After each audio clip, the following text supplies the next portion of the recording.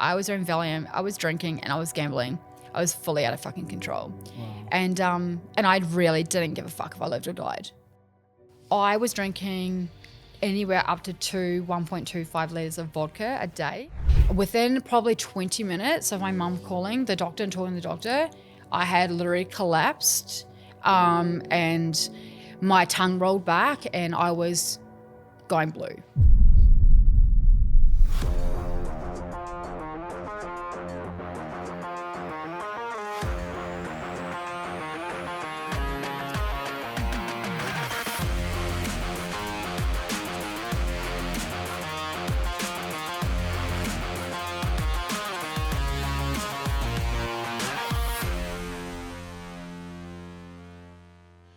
So after doing breath work, I was like, wow, like there was so much change. Like you said, there was already so much change. So I went home and I read books and I read podcasts and I did everything. And Like, what the fuck just happened to me? What the fuck? Google sort me out. Like I get the whole spirituality side of it and the culture side and the energy side of breath work where, you know, people go into like either Kundalini or kinesiology or Reiki and all those sorts of stuff and the chakras, which I'm a firm believer on, but I had to know scientifically what the fuck happened to my brain, my body and my nervous system. So I did a lot of research and then I started performing breath work myself and I started doing a daily practice and sitting on the end of my bed and feeling like whether it was like emotions through like some slow breath work or, you know, manifesting, like seeing my life. So I was working on the mind. So every morning I was up at 2 a.m. I was working out. I was going to the gym, which you got me to do. And I always say this because we were talking about with our clients today with We Breathe Success on my Zoom, everyone was procrastinating. They've got either in a business or starting a business and they kept falling behind. And I gave them exactly the bulletproof plan on how to move through that. And for me, I didn't want to get up at 2 o'clock or 3 o'clock. I'm like, oh, I'm tired. Yeah, I can't do that. Yeah. And then you were like, all right, you're on my case for ages because you were working away on the oil rig, and you were like up every morning and you were getting so much obsessed, getting like fit as fuck, really productive. You were doing all this stuff. We started Believe a Label, which we'll get into, but the clothing brand, but you were like, yep. Get up in the morning. Just get up and just go. And then I'm like, my ego finally went, do you know what? I'm just going to do what this bitch says and I'm going to fucking do it, which I was telling and then I'm going to tell you how much it was shit and I hated it. Yep. And I was literally telling our class this yesterday. And I was like, you know what? I'm just going to do it. And you said, all right, just do it for like 1 week. 1 week of like getting up early. And I'm at afternoon gym, right? I'm finishing the work. You have to be. And most of the time you don't go because you finish work and you're tired and you just want to go and 100%. eat and go to bed. So, you know, and I'm like, all right, whatever. So I went the first day tired as fuck.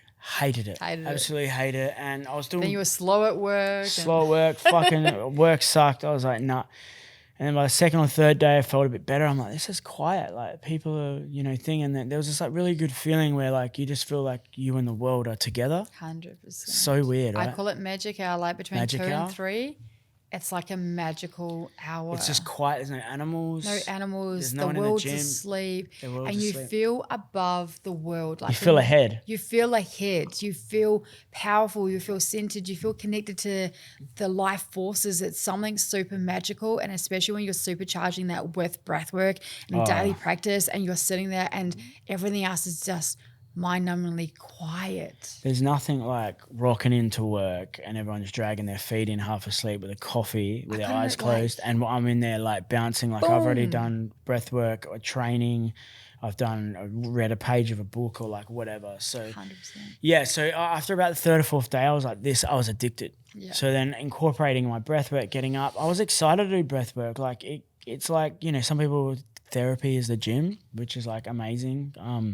Studies now in Australia showing that, you know, you get more out of physical exercise than you do psycho or talk therapy, which is like, you know, all the chemicals in the muscles, movement, energy, you know, oxygen, brain chemicals. So really good to get walking and moving and I was feeling good. And on top of that, adding in breath work, like fucking unstoppable. So sitting in manifestation, I'm leaving my room with like my work bag in the morning, just like so pumped for life. 100%. Like, and everything's positive and happy and high vibrational energy. it's like the best antidepressant ever. 100%. And we all know this. Like deep down, if we strip back everything, just go back to fucking basics. I know. Breathing. Yeah. Exercise. I know. Nutrition. And you go down this Google rabbit hole of trying to find all the answers, but it's fucking medications, so simple. doctors, therapy, and you're like, all I needed was sunlight, just simple. water. Just simple. Like diet. we have literally overcomplicated life and living. And if we just simplified life, like the game changes. Just go back to basics. That's exactly right. So yeah, I was away at work, loving it, and then I started practicing breath work on my time off back with my family. And you know, getting more and more into it, and you didn't really get it, and you were like, how the fuck is breathing helping you, and blah blah. It's a load of shit. You're just on this fad thing, and I was not for breathwork, guys. Yeah.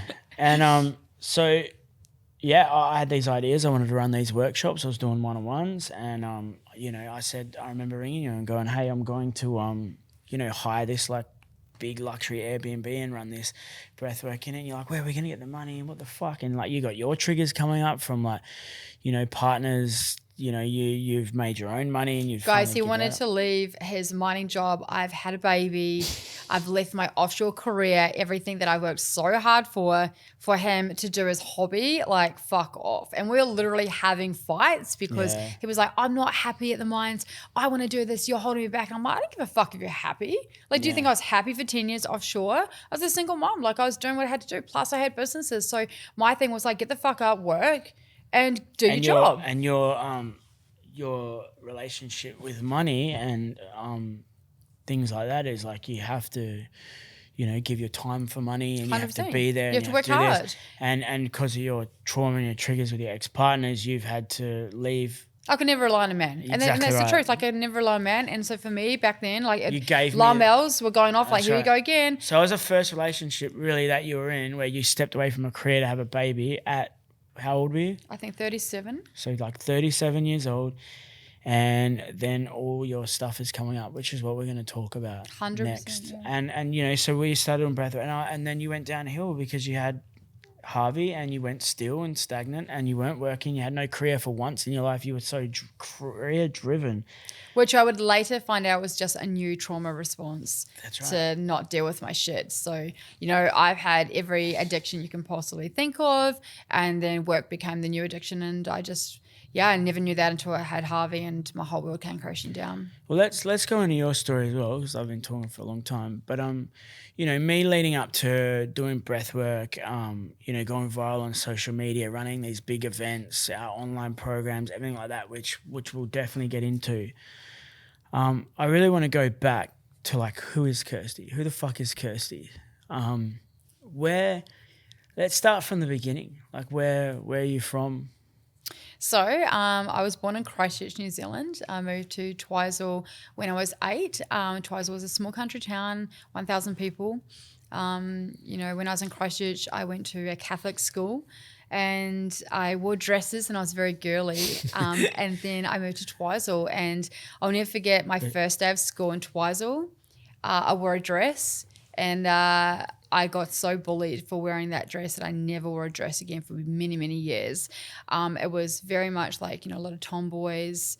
I'd grew up in a Catholic school, which was just all white people. So I had actually never really seen Maoris. And then I moved to Twizel, and, you know, there was a lot of Maoris, like most of my friends from back home, you know, are Maoris, you know, and I just a whole nother culture.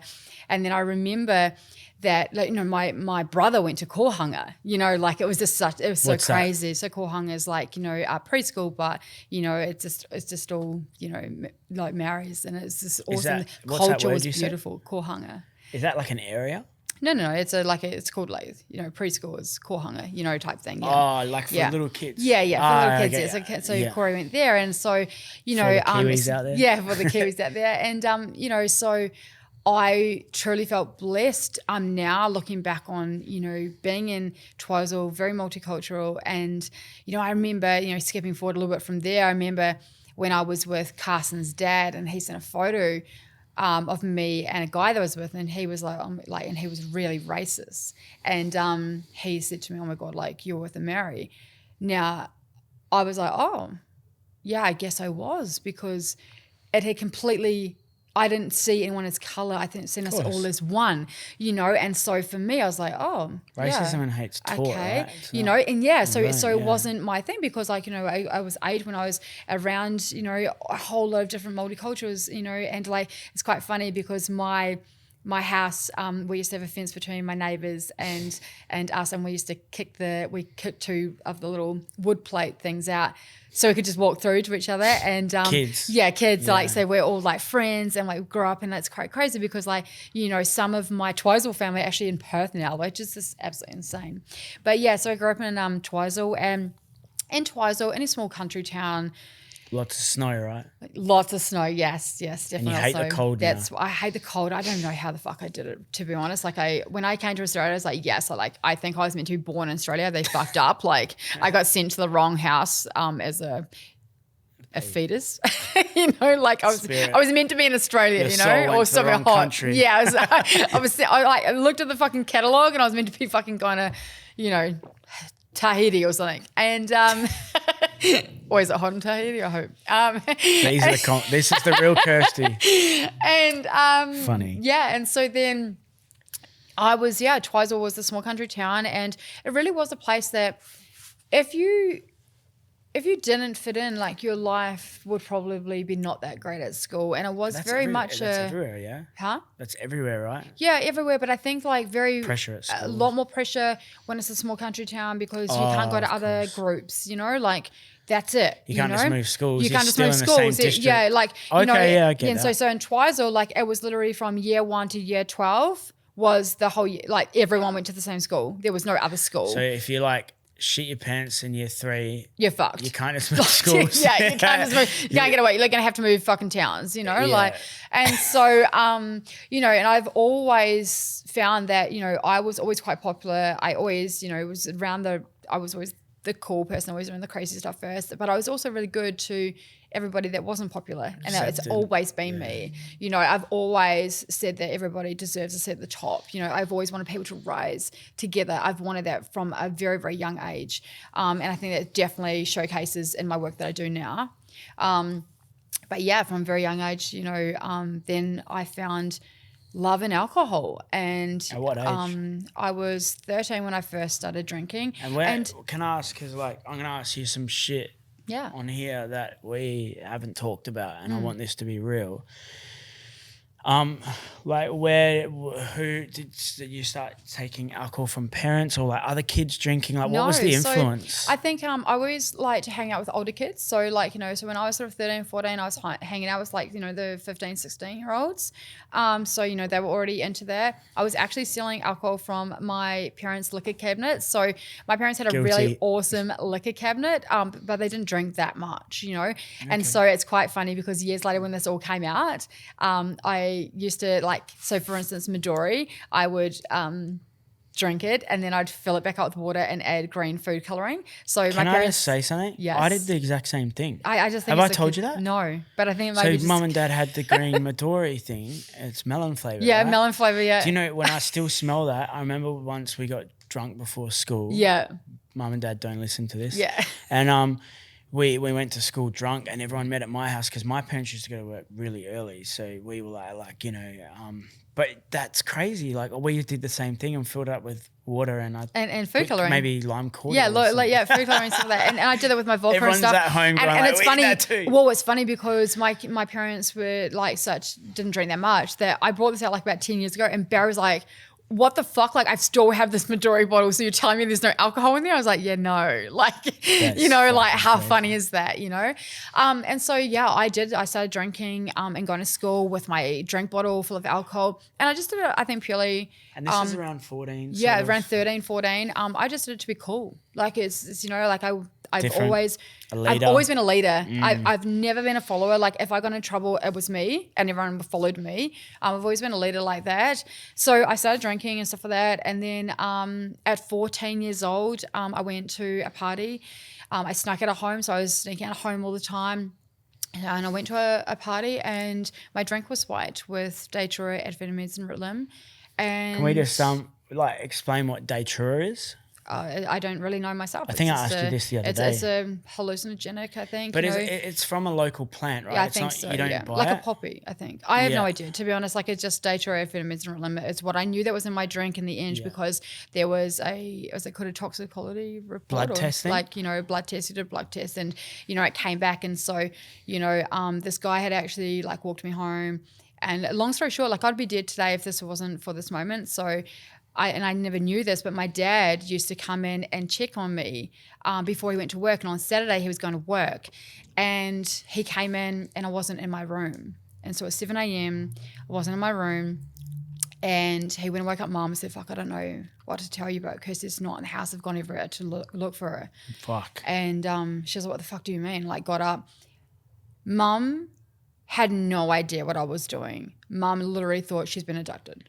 Do you reckon? Her feelings were literally like, someone has come into the house and taken my child. Not for 1 second, Kirsty's sneaking out and going to parties. Can I just say, is like, we'll talk about you as a mother, but like, you're very paranoid, stressed. Like, you can't even be around Harvey when he eats food for choking, and things have happened. But I've never really thought about this, but just then, what your mum would have felt, right? And I reckon that's somewhat like, you freak out about Harvey staying in a room that he's not in with us. And like, we can't stay upstairs, he's downstairs, or vice versa. Yeah. And that's really funny because that unconscious mind takes you back to the way that made your mum feel. Yeah. And you weren't in the house. And that is Yeah. your ultimate fear, waking up and Harvey's not there. Yeah. Right? I know. And do you know what's crazy? I didn't even think about that. I didn't think about that until just then either. No. And you know what? I always remember my mum saying to me, so I'll get to this point first. So I got home from that night and there was police at my house, my mum and dad. And you were fucked up. I was just no emotion. And my mum was going off, right? So my mum was going off at me. And my mum's looking at me and thinking, this is fucking not usual. Like, she would be crying. Like, I was a crier. And she grabbed my hair. I had plaits in my hair. And she goes, I'm going to cut your fucking plaits off. I was like, all right. And then she goes, what's your name? I said my name. And it makes me emotional because I haven't talked about this for many, many years, And then she like asked me my date of birth and I had no idea what my date of birth was. And then she was like, no, something's not right. Mother intuition. And again, I haven't talked about this so long, but I feel like I'm going to cry, It's okay. And and then she was just like, something's not right. And I lived in a small country town, like I said, so the closest hospital is like 2.5 hours away. And they didn't have they have a doctor, but they don't have a hospital. And so Mum rang the cops and said, look, something's not right. And he goes, she's just drunk. And he goes, she's not drunk. I can only just smell the alcohol on her breath. Something's not right. I know my daughter. Did your mum know or be aware of you drinking at this time at all? No, but my mum smelled my breath and she's like, I can only just smell the alcohol on her breath. She's not drunk. So she's thinking drugs. She knows something's not right. So she rung the doctor and the doctor was in Feely, which is an hour and a half away. He never takes time off and he happened to be not in Twizel. And she was like, something's not right. I know something's not right with my daughter. Within probably 20 minutes of my mum calling the doctor and talking to the doctor, I had literally collapsed and my tongue rolled back and I was going blue. And so the doctor said, get off the phone right now, call the ambulance. Something's not right, obviously. And so call the ambulance. My dad came home from work, and it's crazy because I don't know still to this day if the memories I have from that day are real or put together because I'm unconscious now. Because of the wording from other people. But I can see my dad coming in the door. I can see my mum around me. But you could have created those. So I don't know if that's even real life now, because I'm unconscious, And so the ambulance comes. They wouldn't let my mum in the back of the ambulance and they said, you need to call everybody. I don't think she's going to make it. And very emotional. I haven't spoken about this for years, And, as a mum now, also my biggest fear, It's this shit, man. it is my kids. And, it's been really, for me, and I think that's probably the hardest thing for me is that I'm so overprotective for my kids, I reckon because of that day. Yeah, and I don't, and it's crazy because I've not even been emotional about this day, So Probably makes a lot of sense now, you know? It does. And it just clicked before that this is the reason why you are with Harvey choking, Yeah. the tongue rolling back With of the Carson throat. and Noah, like, don't, like, you know, I'm overprotective of my kids, always have been. You know, I won't go to sleep So- until my kids are home. Just for anyone you know? who doesn't really know us on the side of personal life around everything else we do, Kirsty doesn't come to theme parks or water parks or anything like that because no one has a good time. Yeah, because I'm so scared I'm going to lose my kids. We can't go down you know? slides without her having near on panic attack. Near on panic attack, and I think I've got worse as I've And we all laugh Harvey. about it, but it really does affect you. 100%. Yeah. And so I'm in the back of the ambulance. 0 meaning dead, 10 meaning you're alive. I had on monitors on. I was 1, and I hanging on by a thread. My mum was in the front of the ambulance, and they said, you know, call all your immediate family. Don't think she's going to make it. And so they all got to the hospital, and then I started to slowly come over. They put charcoal in me, and then I had to drink charcoal. Yeah, So I was in a coma, then I came poison. out. Yeah. Then I had to drink the charcoal, and I had no idea what was going on. I just woke up, and it's crazy because also probably why I'm scared of drowning, which is another thing. When all that was going on, again, don't know if this is something that my mind fabricated and made up, but I was obviously unconscious. I was getting resuscitated. When I came out of it, I had bruises all over my chest where they tried to resuscitate me. I had bruises on my fingers where they tried to pinch to get a pulse and trying to get some reaction out of the body. So I was black and purple on my chest. And that time, I thought that I had drowned because I was in our Lake Rotenifer, which is a Twizel lake where we always used to hang out. And when I was just about dead, I was trying to get up to breathe, and I could see the light above, which I thought was the light to the top of the lake to get up to breathe. And as I was dying, I was getting pulled right down, and I was drowning. And so when I came out, I actually thought I had drowned. I had no idea that this had gone on. And then that was really the start of everything going wrong for me. That was the start when I didn't care about anyone anymore. You lost your trust in the world. I right? lost my trust in the world. Life can be taken so easy. My parents were completely over controlling, and especially my mum. Why wouldn't you be? You almost lost your child. So now I felt very stuck. I'm 14 years old. I remember my mum always saying to me, I used to come in and feel your hand just to see if you're alive. Wow. Because she remembers me lying on the floor almost dead and cold, stone cold. So she used to come into my room when I was asleep just to feel that I had blood in my hand, and that's probably why I'm so protective of my kids. There's some healing to be done there, right? Yeah, and I didn't even really think that this was an issue, I haven't spoken about this in such a deep. And then your body reacts, right? Yeah, 100%. I'm literally shaking, and I feel cold, it's my body has completely relived this moment that I'm just in right now. And yeah, so from then everything really went downhill. Depression came in. My mum didn't trust me. I couldn't go out anywhere. I wasn't allowed to go to parties. She was scared. She was scared, over controlling. It ruined her life too. Of course. It ruined her we lived in a small, like I said, small country town so everyone knew where about it. everyone knew about it, but also everyone knew that I was sneaking out and never told my mum. So parents actually knew that I was sneaking out and no one said, hey, your daughter's sneaking out. So now my mum feels betrayed.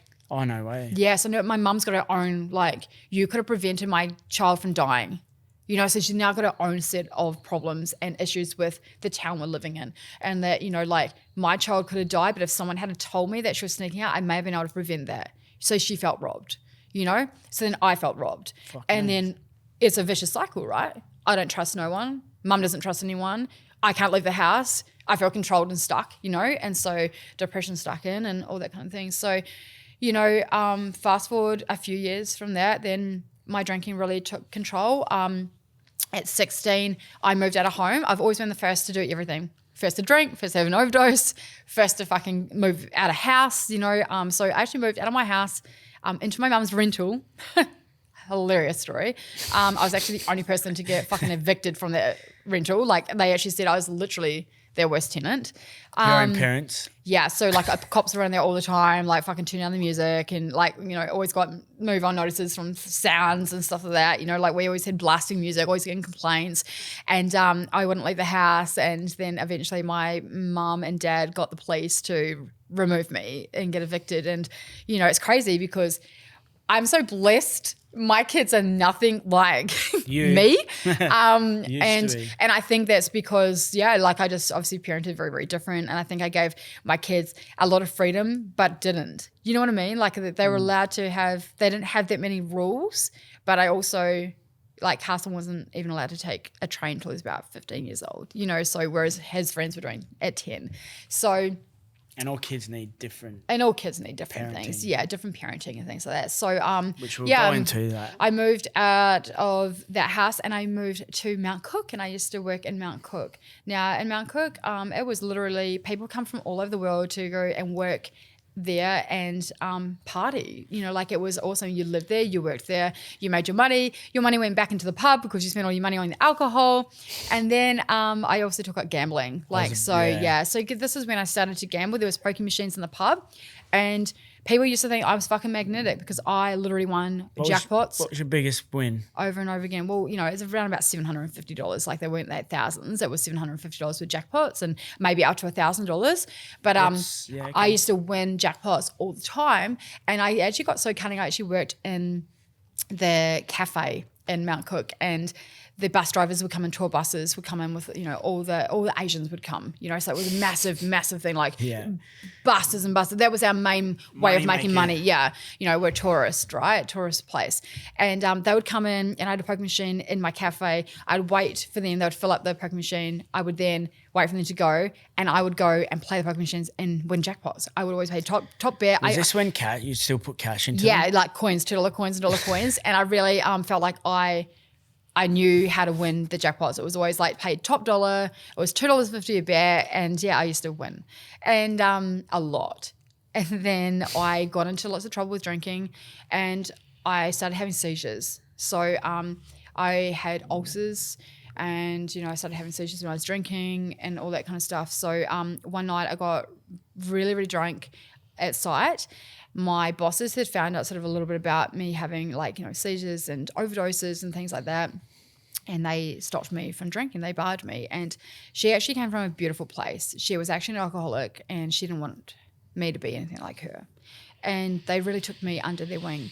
And these are the owners of They are the owners of Mount Cook Hermitage, where I used to work at the hotel. Yeah. And they actually offered... Sorry, Mount Cook's like a ski resort sort of thing? No, Mount Cook is just a mountain, Mount Cook. And it's like, you know, there's a hotel there. You get to see the mountain and it's just a touristy place. They just come in. Do you go like snowboarding and skiing? No, you do. You go up into the mountains, but not at Mount Cook like where I was. Okay, yeah. Yep, so you got like Franz Joseph where you do like heliboarding. So it was more like heliboarding. You drop up in a helicopter. Shit. Yeah. Shit. And you know what the crazy thing is, like back then I didn't appreciate that because I was big on my partying and drinking. So That's right, you know, so I didn't do any of that stuff. But yeah, they really took me under their wing and they offered to pay for me to go to rehab, which was $10,000 for 4 days. Wow. And it was a really incredible rehab. How did that make you feel? Well, I know because not strangers, but these people wanted... Not good. I know that you want it to be a nice, happy story. No, I want the truth. Yeah, no. I hated it. I felt controlled. Here we are again. I can't fucking do what I want. Like, who do you think you are? You know. Isn't that crazy, right? Yeah, I had no appreciation whatsoever. And I was a disgruntled. Now looking back at it. I was 19 years old, disgruntled, angry, fucked off, hate the world. Similar person. To me, right? Yeah, and similar to, you know, what my son's going through at the moment, my 19-year-old. Exactly. You know, like I was extremely fucking negative and I really like the world's against me. You know, no accountability for my actions whatsoever. Right. It's everyone else's fault. So yeah, it just was not a thing at all. So they said to me, hey, look, you know, we want to do this. They got me in contact with the doctor and the doctor at the rehab said, look, you can't just take her off the alcohol because she will probably have a sober seizure. Now, just to put into context, by this time, this age, I was actually 18 and a half, I think. I was drinking anywhere up to 1.25 litres of vodka a day. a day. Fucking hell. And then when I went out, I would drink Zambuca shots. And the reason why I got flagged at the pub was because I had like 10 shots and I was still normal. And they're like, she must be on drugs because no one can literally hold that much alcohol. And I was like, yeah, I can. And I was a closet drinker. Like no one really knew how bad it was. And you know what's funny? Like you don't drink anymore. I don't know because I'm like, I struggle to get you to have like a wine or a cocktail with me in Bali. Yeah, I know. And I'm like I'll have one or two and then that's it now and then, you know, and this is the reason probably why, you know. Yeah. So the doctor said you can't take her off the alcohol straight away. We're going to put her on Valium. Yeah, of course, yeah. All right, so he gave me Valium to get off the alcohol so I wouldn't have a sober seizure. And I was like, okay. And I remember the day I had my first Valium and I was like, fuck yeah, I'll give up alcohol. This is amazing. Yeah. And I was like, fuck, I'm going to get prescribed this. It's a dangerous medication. A doctor's giving me this feel-good medication. Fuck yeah, I'm going to give up alcohol. I'll do whatever you say. So I started taking the pills and then unfortunately because it wasn't enough to counteract for the alcohol that I was having, I had a sober seizure and my liver hemorrhaged. And my bosses found me out the back in the cafe, unconscious. And were you completely off alcohol at this point? I was completely off alcohol, unconscious, and blood. And so like, holy shit, what the fuck's going on? Do you want to attract more money into your life? Then this is for you. Are you ready to fuck off procrastination? Then this is for you. You need more sales in your business? This is for you. Do you want to feel more successful and confident? Then this is for you. Hey, I'm Beau. Hey, I'm Kirsty Waddingham. And welcome to Believe in Your Breath, where we breathe success. If you want to work with us further, you want to join We Breathe Success. It is designed to take you from where you are now to where you want to be in 12 months or less. If you're ready to 10x your life and step into the ultimate version of yourself that you know you can be, then this program's for you. Your transformation awaits. So I got an ambulance to Timaru Hospital, which is about an hour and a half away, 2 hours. So you're addicted to the Valium at this point? No. So I'm about to get to this.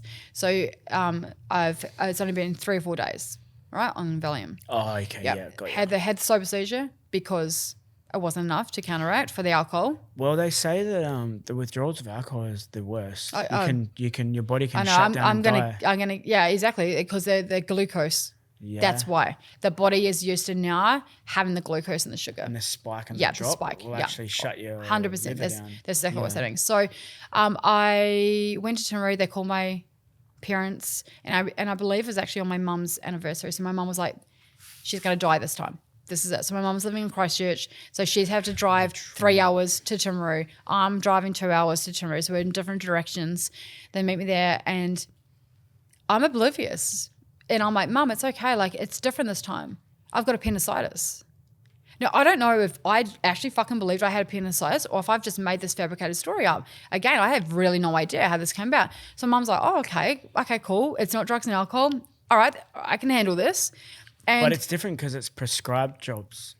Huh? It's prescribed drugs, so you don't. It's like, hey, I wasn't drinking underage or sneaking out. For sure. So anyway, I'm in hospital, and they're talking about the drugs and alcohol. They're talking about what's going on, and Mum's like, hey, when is she going to surgery? And she was like, what? She's not going to surgery. What would she be going to surgery for? And she's like, my daughter's got appendicitis, and she's like, I don't think you know what's going on with your daughter. And then my mum's starting to freak out, like, what the fuck's going on? So someone else comes in, my mum's friend said, look, can we just get a doctor in here so someone can tell her what's going on with your daughter? The doctor came in. Now, Timaru Hospital had probably seen me 10 or 12 times now with overdoses, with seizures, alcohol-induced things. They had enough. Like, I was a local at this fucking hospital. They hated me. They came in and he goes, you want to know what's wrong with your daughter? She's a full-blown alcoholic. She keeps going the way she's going. She'll be dead within 3 months. Her liver's shutting down. She's got ulcers. Stomach ulcers. Like, she's not in a good place. And then I was just like, fuck you, blah, blah. Like, again, anger with the world, shut the fuck up. I just hated everyone. Like, I was rude as fuck. It's crazy because that's not the person I am now, right? But it's all these things that made me the person I am now. But she comes out from time to time. She does. She does. The twizel me comes out, don't worry. Oh, that's what I'm going to call it. The message today. The message today that we put on story. Yeah. On our Instagram. Yeah, that's it. Me asking what's going on. And you're like, you fucking missed me. Yeah. That's the twizel, Kirsty. The twizel. So then they upped my Valium dosage. And my mum begged right then and there, please don't do this. please don't put her on Valium. You're just swapping addictions. Like, you know, like I need her to like become clean. And please don't do this. Like, I'm just begging you, just swapping addictions. And through this time, I spent 7 days in hospital detoxing off alcohol and in and out of sober seizures, in and out. My body was completely fighting for its life. And I got out and I was fully addicted to Valium. And I now become very, very cunning. So I lived in Mount Cook, which is 45 minutes away from Twizel. We only have one doctor and a chemist there.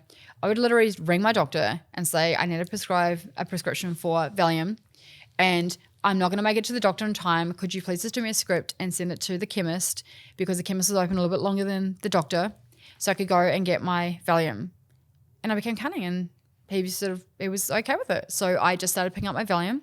Then it's also a long time ago, you know. Oh, 100%. And then I started, when I went to Christchurch, I had 2 or 3 doctors, 2 or 3 prescriptions, and I was picking them up from other chemists. So it's crazy. So you're the reason why there's so many like stops now. Yeah, that's right. Get... And I was a full-blown addiction to that. So then after that, I couldn't handle everyone on my case.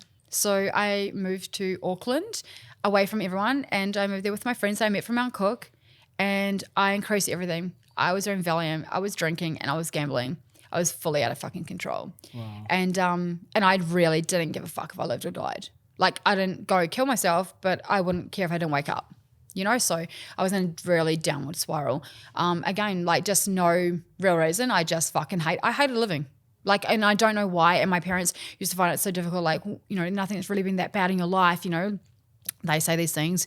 And I didn't really know either, you know, and I probably didn't really find this out until probably the last 2 years, you know, when I really started to dive back into my past. And really, yes, last year was when some really big things come out. But obviously I'm 18. It's interesting because, like, you do go to suicidal thoughts. Yes. When you're like very depressed. Yeah. Even though you shake that off and get back on your feet, but you do have those intrusive thoughts to end your life, which I think a lot of people do. But that's got to be key correlated towards some of this childhood stuff that you're speaking on. 1000%, you know. And so, yeah, then one day I was in Auckland and I had enough, and subconsciously I probably knew that if I just showed up at home, my mum would see what was going on. It's like one of those things where I wouldn't ask for help, but if you threw me a life raft or something like that, I'd probably grab it, you know. So I rocked up at home. Mum had no idea. I flew home and I knocked on the door, and Mum was like, well, fuck, like, what are you doing here? Like, you know. How long hadn't you seen your mum for? Probably about a year. Wow. And I just rocked up, and she was obviously so excited to see me. Like, it's amazing. And very quickly my mum started to realise that something wasn't right. You know, very quickly she started going, okay, cool. She's a pill addict. She started looking at my symptoms. Like, she'd come home from work and she's like, how come you're so happy? You know? And I was like, why the fuck would I not be happy? You want me to be depressed? You know? She's like, no. Back, yeah. And then so my mum started going through my room and having a look, like, she's on something. Like, you know, mother intuition, you just know, you know. That's why my kids can't get away with shit. Like, because I know before they even have the thought about doing something, you know. Yeah. I'm already on their case. So, yeah, and then not long after that, Mum was like, she found all my stuff. She took me to the doctor and she goes, look, you know, I want to get my daughter help and she needs help now. What do I need to do? And so then, they put me on a waiting list to go to rehab, which was 6.5 week wait, and had to get me off the Valium. Like, I was a high functioning, highly addicted to Valium. Now, the next few weeks was horrible. And I think I'll never forget how I felt. Mum had 6.5 weeks before I went to rehab. They said, Mum was like, I can't do this with her. You don't know what she's like. I can't live with this girl. Like, she's horrible. She's a horrible fucking person, you know? And I, like, what am I going to do? How am I going to get her off these pills? And he goes, here's some pills that you can get to wean her off. But, and if anything goes wrong, call this number and she'll be committed.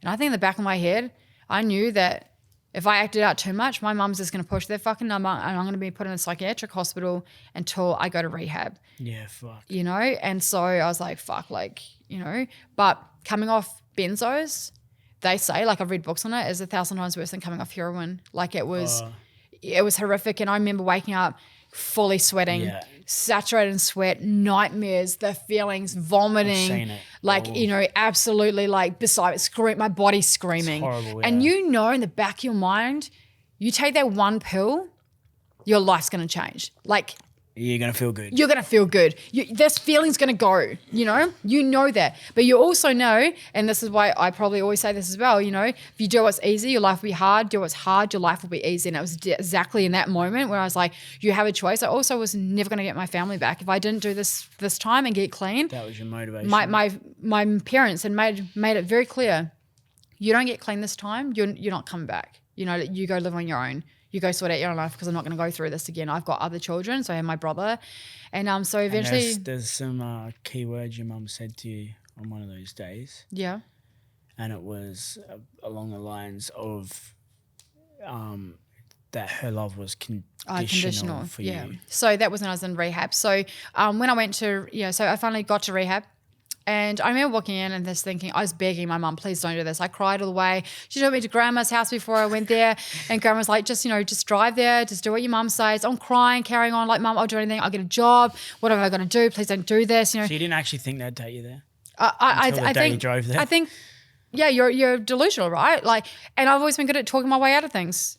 And for the first time in my life, I can't talk my way out of this. And I remember walking through this fucking hospital, which is cold and like not inviting, not happy, like hospital doors and stuff like that. Very, medical. And I remember walking in and going, I am not one of these people. I have a home. I have money. You're I'm not on a the fucking street. I don't do anything wrong. Yeah. I don't hurt other people. I hurt myself. Like, who fucking cares? I'm not a criminal. Like, how the fuck do I deserve to be here with adults?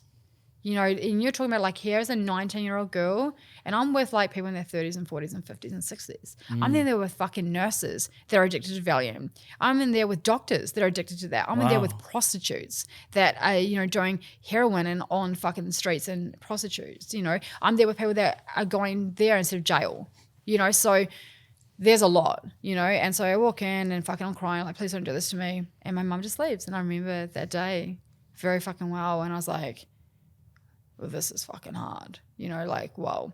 And then the next day was my 19th birthday. So I had my 19th in rehab. And it's crazy again, I feel like I'm going to cry because like I've never like spoken about this in like such detail. And and then that was probably the start of everything going right in one direction and everything going wrong in the next chapter of my life. So, and there's two cardinal rules. Number one, not allowed to use. Number two, do not have a relationship with anyone in there. And so what did I do? I had a relationship with someone, which would be Carson's dad. And I left there and very quickly was introduced to my first DV relationship. And I remember when I went out of there and I was with this guy and I was like, this is amazing.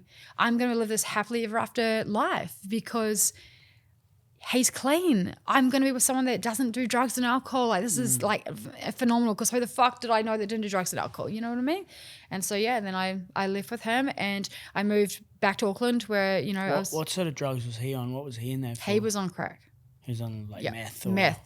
P. We call it P. Oh, P. And then I didn't know anything about P. I didn't know anything about meth. You just knew Valium. I just knew Valium. I knew about weed and I was drinking, but I was not really? not even. It wasn't around me. Like I didn't have that. We were drinkers. I lived in the South Island and I think North Island very much like Auckland. Was all about P and stuff like that. I'd never even heard about it until I started seeing things on the news. I never heard about this drug. I'd never been around it. Never been around people that had that. And so I moved to Auckland and within 3 weeks I was just hanging out with him and I put my hand in his pocket I was hugging him and I felt a canister in his pocket and I was like, the fuck is that? So I just sort of grabbed it out. And how long is this? So you finished rehab, you met in rehab, you hooked up there sort of thing, and then you left and you kept the connection. Like, where did you go to live and where did he go to live? Well, so he lived in Auckland, I lived in Christchurch, and I moved. How far is that? To Auckland. It's a plane ride, I think maybe 2 hours or an hour maybe. Okay, so you went back. South Island, North Island. I lived in South Island, he lived in North Island. And then just painting the picture. Yeah. And then so you guys kept in contact after was it 6 weeks of rehab? Yep. And then so you both got separated, then you missed each other. I think in a few weeks I moved there, like maybe 4. For him? Yeah. So you moved up, and then you know, you're hanging out with this guy who you think you've just done rehab together, so you're on the same path. Yeah. You're both clean. You both. This is it. This is it. Yeah.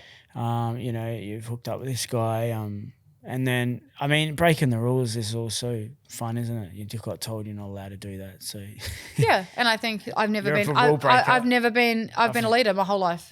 I don't listen to rules. I've never been great at rules. It's why I'm great in business, because I don't like to be told what to do. yeah. So and then so you flew up there. Yeah. You're hanging out with him. I was living with him Feel in this his thing. mum's house. So his parents, his mum, Was very this like a wealthy. visit, or you're like, I'm coming here for good? No, coming there for good. So you just moved. Yeah, I'm just that person. Wow. There's no in betweens with me. I'm either doing something or not. You There's tried no, to get me to move to Gold Coast for like 2 years. yeah, there's no half measures. Like, I'm either going to Bali for a visit or we're moving there. You know what I mean? Like, Yeah. I'm just an everything or nothing person.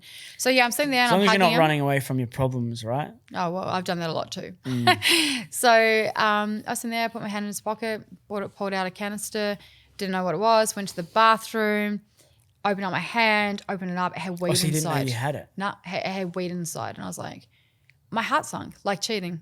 It felt like Lies, cheating. right? Lies. And I was like, holy fuck. Like, I was devastated. Yeah. You know, like, I didn't even care what was weed. Nothing. Like, we're doing this together. It's like, I just really thought I met my person, you know, like, this is amazing. And I think my whole identity was crushed, right? Like, my dream of like a person sober, and we're doing sober life together. So yeah, I had, that came out and I said to him, what's this? And he looked at me and he said, just don't tell my mum. And I said, if your mum asks me, I'm going to tell her. Mm-hmm. And then he strangled me. He got up, grabbed me by my throat, slammed me on the bed, strangled me, and he said, let this be a warning. You will not tell my mum. Now, at that moment, I had two choices right then and there. Leave or stay with him. I was not strong enough to go back to my old life and not drink and do drugs. That is And I would like lose you my never mum. had that though, like, because there was no DV in your home. No. So that's a very scary sort of situation for a girl to be in. Yeah, 19 years old. Confused, not strong. Not strong. No idea who I was. No idea at all. No idea. And no self-worth. No confidence. No idea who I was without alcohol, you know? So, and here I've got a person that was meant to be my protector and my shining fucking... And this is about 2 weeks after rehab. This was about probably four weeks after rehab. Yep. And then, okay, so then what happened after that? So you continued the relationship? So I had an option. I had a choice right then and there. Yep. A choice right then and there that I either stay with him or I go back. And like I said, I was not strong enough to leave, to go back to my old life, and I'll go back to drugs and alcohol. And I had on my shoulders that if I went back to drugs and alcohol, I'd lose my family. Or I stay with him and then try to stay sober, and maybe it was a one-off thing. And it could be a one-off thing, you know, and I truly believe that. And then a couple of weeks later, I remember this is my first gaslighting situation. I got into work, he picked me up from work, and I could smell alcohol in his breath. And I'll never forget this moment. I didn't know what gaslighting meant. I probably only learned that word fucking 3 years ago. And I could smell alcohol on him. And I went quiet, so you know something's wrong. And he turned around to me and he goes, what's wrong? And I said, oh, no, nothing. And he goes, oh, I've just got a feeling like you've been out drinking. I said, sorry, what? And he goes, I can smell alcohol in your breath. And I was like, what the fuck? Like, I can smell alcohol in your breath. Like, and he's like, I haven't been drinking. I think you are. And I think you're lying to me. And all of a sudden, somehow this person had switched everything that I'd been thinking on me. And to the point, this was so psychotic, so psychological. Yeah. That I could no longer smell the alcohol on his breath. And I started to question what I'd done that day at work. That is the moment when I started to go, holy fuck, like this guy started to psychologically abuse me. Again, I wouldn't really understand this until years later. And yeah, then a few months went by, the abuse continued. It continued. It got worse until one day my friend came and stayed, and we had a massive fight, and he held a knife up to my throat and flipped the mattress. And after he finally fucking like the shit settled, she took me to the police station. She said, "You're pressing charges." And I said, "No, I'm not doing it." And she was like, "Yes, you are." And the police station happened to be just down the road from our penthouse, the penthouse that his mum bought for us because she just wanted to get him away from me, like away from her. She wanted her space from him. So she was like, "You're going to be the person that's going to save my son," blah, blah, blah. And then like she was abused also by his dad. And so she didn't know how bad the abuse was. She didn't even know about the abuse, like, because obviously all abused people keep it very quiet. Of course. So she took me to the police station. It was such a line. I said, "No, I'm going to go." She's like, "No, you're not." She goes, "I'll stand in line." She stood in line. She pressed charges against him for me. That's how it actually went down. Wow. Then I had to do it was out of my hands because she pressed charges saying I've witnessed this. So there's nothing I could do. And that would have been that relationship done with that friend, and you stayed with him. Oh, right? there was 100%. But we're still friends today. But there was definitely like a lot of tension. There's a lot of things that happened in those times. And I also I stayed with him a little bit longer after that, and then we had another fight, and he had actually tried to call one of my friends to say, "I'm going to kill you," which is a guy. And he actually didn't hang up the phone, and we're having a fucking fight in the background. And the boys like, "Fuck, I think Kirsty's getting smashed. Like, we need to get down there now." They're like 45 minutes away. And they rocked up to the house, and they came and got me, took me away, and they said, "You need to leave. Like, you can't keep doing this. Like, we can't like hang out with you guys," and shake his hand and be like, "Thanks, bro, for fucking smashing on with my best friend," So I ended up one day he went to work. I packed my stuff. His mum actually dropped me off at the airport, and I flew back home to Christchurch, and he had no idea. He thought I went and stayed with my friends in Auckland. And I remember my mum picking me up. And just before that happened, me and my mum went talking for a few months. A lot of things I don't know, wasn't happy about me moving to Auckland, all that stuff. And my mum actually rang me out of the blue, and she said, "What's going on with you?" And I said, "Nothing." And out of the blue, she said, I gave her no reason to ask this question. "Is he hitting you?" And I just broke down. And then she was like, "I'm booking your flight." So she booked my flight. His mum put me out to him in the airport. And I remember going down those escalators, to my mum, and just bursting into tears. And that was the start of trying to get my life back on track, but it didn't end there. So I moved home, and then a couple of days later, he got in contact with me and beside himself, and he did what every good DV person says: "I'll change. Let me prove it to you." And I'm feeling good now. I feel safe. I'm in my family home. I've got my old job back. I'm feeling security. I'm feeling good. When I feel good, I want other people to be part of that, right? Of course. So he came back. And again, the abuse probably started 2 weeks later. And then it comes down to the fact that he didn't come home one day. And I had no idea what was going on. And he didn't come home one day. And I thought that day there'd been a hit and run on Rickerton Road where he supposedly worked. And I thought, holy fuck, he's killed this person. It's him. Like, why would he not be home? It was all over the fucking news. Yeah. All this stuff, so my head's going back and forth. And then my mum rang the watch house to see what was going on. And all I remember her saying is, "Oh, he is there." And I just ran down the stairs of my home, and I was just fucking bursting into tears. My dad was like, "What's going on, blah, blah?" I said, "I don't know, he's killed this person." He's like, "What? Like, what do you mean? Like, he's killed this person?" I said, he's killed this person on Rickerton Road. And like, I don't even know this. Like, I've just heard he's in there, turned her together, he's killed this person. I don't think anything else. And mum comes down and he goes, "He's been done for burglary." I said, "I'm sorry, what?" And when it all came out, like, he had actually burgled 10 houses in the last, 14 days. And that was his job. I thought he went to work for a job, but he didn't. His job was burgling people's houses and Just during the day. And going to cash converters to get the cash. Of course. Yep. And then that's and what you I had thought. no idea. I had no idea. How embarrassing. Like, the police went through my house. There was stolen property all through my house. Under my bed. Like, everything. I had no idea. Just no idea at Just all. oblivious, yep. Neither did my mum. Like, thank God it was in my mum's house, not my grandma's. But yeah, then he went to jail and I was like, yes, I'm out. This is it. And then I found I was pregnant. How many days later? Literally 2 weeks. Mm. And it only came down to because I thought that I was having a nervous breakdown. I was throwing up. I was like beside myself, couldn't eat, all these things. Emotions all over the place. Emotions all over the place.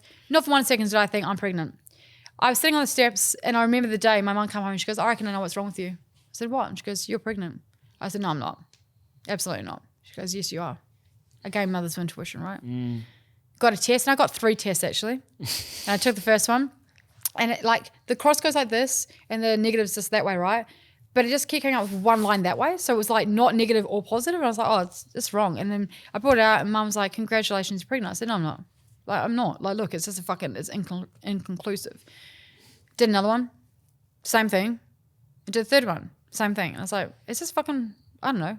Obviously something else weird's going They're on, all right? broken. They're all broken. They're all broken. So I checked them in my rubbish bin. And the next day I opened up the rubbish bin and they were fucking all positive.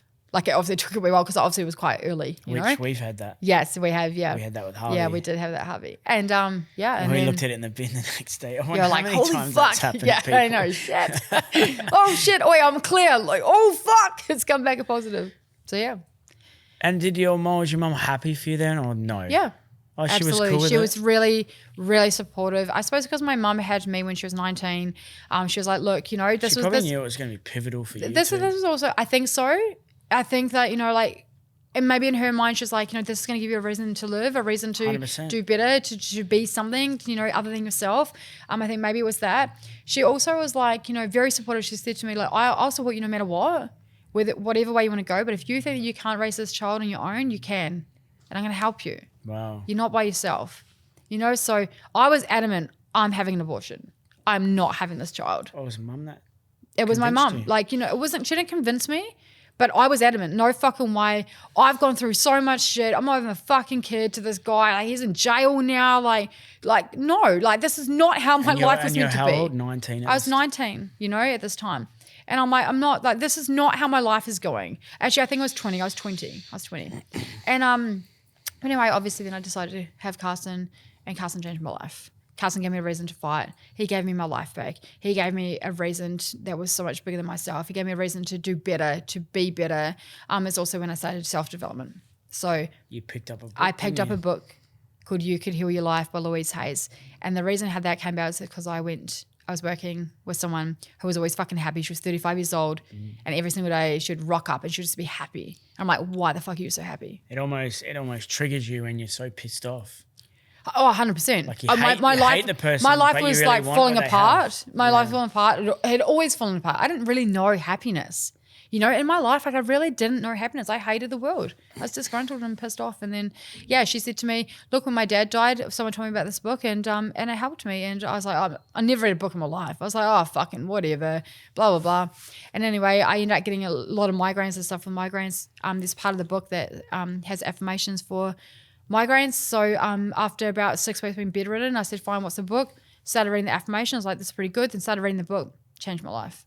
Biggest thing that changed my life in that book was a thought is just a thought and a thought can be changed. And I've taken that into every part of my life from that moment. I've told every single person about that. If you change the thought, you change the emotions, you change the feelings, you change the outcome. And you're in full control. And that was a pivotal moment in my life. So when he got out of jail, which, you know, he got out of jail when we tried to... How old's Carson at this point? He was still in my stomach. So Okay, he got yeah. out when I was 8.5 months pregnant. So he did 8 months jail. He did pretty 8 much. months jail. And this is how crazy my life is that I actually went to parole and to the board. What's it called? Like the board where you got to like, you know, submit for parole. Oh, yeah. And got him out earlier. He had a 3.5-year sentence.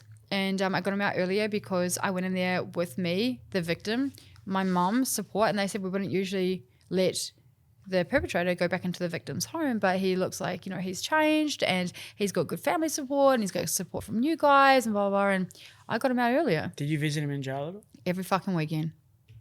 Every weekend, Saturday and Sunday. And it was... 8 months. For 8 months. And you believed that you could have a life together still? I don't know what I believed. I felt like I had to do what was right and try for my baby. Because it was the right thing to do. Like I owed it to my son. Well, you had shit with your dad, right? Yeah. And so I owed it to my son, you know? So I was like, at least I can say I tried. because if this all goes down, I can at least say I tried. So yeah, so he got out of jail, and I think we'll go into your father on our podcast about Father's Day. Yeah, right? yeah, That's a really cool story that brings us back. Yeah. So he got out, and what happened? We're gonna create this life together. Where did that take you? So he got out of jail, 8.5 months pregnant. Within 1 week, the violence started, and he strangled me when I was pregnant. I collapsed. I had stuff going on. My mum called the ambulance. The ambulance took me in. They said, look, I don't know what's wrong with her. Heart rate's as if she's run a marathon. We're going to keep her in for a little bit. Couldn't find anything sort of wrong. My parents didn't know the violence was starting again. It was in their home. Like, we lived in their home. And I was obviously very discreet about that. I didn't want this to be my life, and I didn't want my family to be involved in all the things. And you're about to give birth. I'm about to give birth. This is meant to be the happiest moment of my life. So I went into labor. He was on home detention, and he was in bed, and I rocked up and I knocked on the door, like in our room, because I was always stepping on eggshells, to say, hey, look, I'm in labor. And he was like, basically like, what a crock of shit. No, you're not. And I said, no, I am. And my dad stayed home from work. My mum went to work and just got some stuff done. My dad stayed home from work. And I went through my contractions and stuff in the bath. My dad was out the thing, was like, is that another one? Barry was heavily involved. It was so beautiful. It was a really beautiful moment.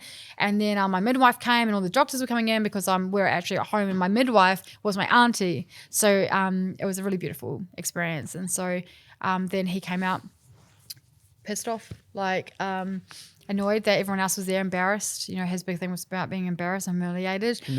So I'm in labor, active labor, and he's going off on me, making me feel like shit that how dare I let him sleep while I was in labor, and, he wasn't a part of it. So there was all that going on while I'm in active labor. It was extremely horrible. And this is in the home? This is in my home. Then it starts ramping up. So they say, okay, cool, let's go to hospital now. So I go to hospital, and giving birth, and I give birth to my beautiful baby boy on all fours, and then same as Harvey, same as Noah, and then I bled out, blood everywhere, and I was like, was that meant to happen? And they're like, no. Flipped me over, took Carson, gave me an injection trying to stop the bleeding, and I was basically dying on the operating table. And while this was going on, he was trying to fight the nurses and the doctors. I've just given birth. My mum's holding onto the baby. He's like abusing them. I'm hearing all this. I'm just about dead. I literally felt like the life of me was coming out of me. The soul was coming out of me. And yeah, it was a horrific experience. And I was meant to move to the private hospital, but I couldn't because of what had happened to me. So I had to stay in public. And it actually had a very much a universe moment where I was, after all that had happened, he had gone home, I was with my baby, and a nurse came in and took my bloods. And then the next day, my midwife came in, and she was asking me my day, and I said, someone came and took some bloods yesterday. And she said to me, oh, okay, what did they take bloods for? I said, I have no idea. They just came and took bloods. And at this time, I was crawling to get to the toilet. I just thought it was part of, I'm 20 years old. I'm thinking it's just part of having a baby. Is it a baby? I don't have any strength. I didn't really think anything of it. Didn't talk up about it. It was just fucking just got on with life, And she came in and she said, hey, I can't see, who took your bloods? Do you remember the nurse's name? I said, no. And she's like, this is so bizarre. And then it ended up coming back, I needed a blood transfusion. Still to this day, no one knows who took those bloods. There was no nurse that owned up to it. An angel. No one, yeah. And I needed two bags of blood transfusion, and so. You would have died. I could have died, yeah. So it's crazy. So that's my birthing story, and all the way after that. And then over the time after that is when I turned my life around. So I finally got rid of him after one massive big DV fight, and finally got my strength back. And You did it for Carson this time, not yourself. I did it for Carson. Yeah. So not long later, the violence started. And when I really realized that Carson was in danger, that was it. I was How out. old was Carson? Carson was 6 months old. So you did another 6 months Yeah. of that Yeah. and that. And And it one got day- worse and worse. One day, I believe Carson was at risk Yeah. in that violence, and that was enough for you That to was- say, that was an- well, he can hit me or whatever, but Yeah. I will not put my son at risk. Yeah, 100%. So I literally had my son in my arms when he attacked me one day, threw me on the bed, punching the side of my face, side of my head, while I'm covering my son. And when he finally got out of his rage and he got up, I held Carson in my arms and I was calling the police. And he said, please don't do this to me. Don't do this to me. Like, I don't want to go back to jail. And I said, I can't do this anymore. And I knew at that moment I had to call the police. You know, I had to do that. And so yeah, I called the police, and that was the start. I got a VRO, and I gave him an ultimatum. I said, you've got two choices. You either leave right now, and you never talk to me ever again. You forget about you have a son. Like, you stay the fuck away from me and away from us, or I'll press charges and you'll go to jail for a really long time. And so he chose his freedom, and yeah, and then I started my healing journey.